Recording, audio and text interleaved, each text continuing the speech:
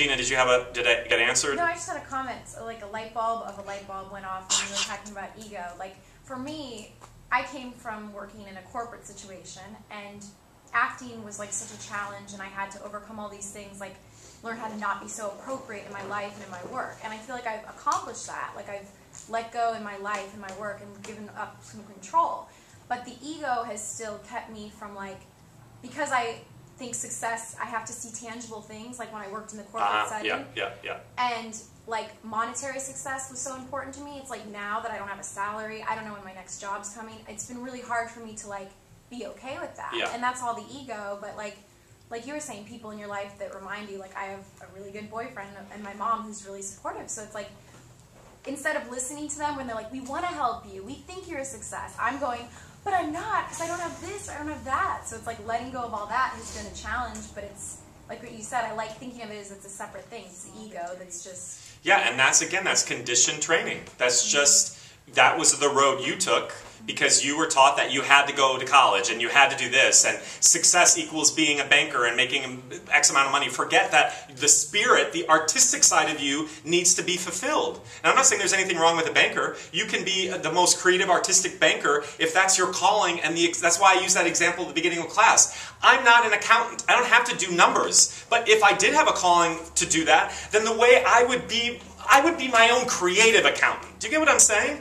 So whatever it is that is calling you, the deepest lesson to be learned is success is qualified by and quantifiable by, are you being fully released and expressed through that mode of expression?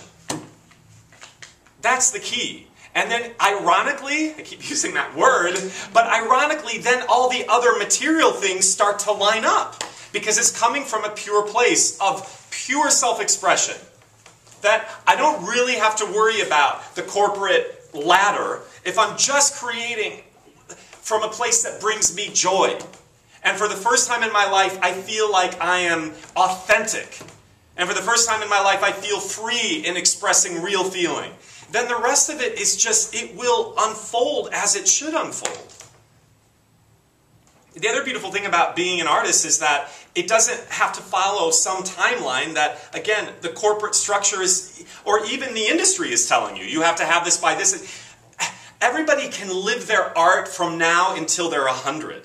And so maybe somebody's blossoming in their career doesn't occur until they're 50. You see? So yes, that's rewiring. You have to rewire. But that's what everybody's doing on the planet. Or hopefully, rewiring. You have to break the lies, the myths that have told you, whether it's societal or cultural or familial or personal or educational, those things that you have taken on to be your truth. They are lies, lies, lies, lies, lies. Okay, that was inspiring. Yes, I'm sorry you two came in late, but you can get it for $5 at the office. Okay, any other questions? Got it? My auditors, did you follow along? I think that's pretty exciting stuff. Okay, thank you, Todd.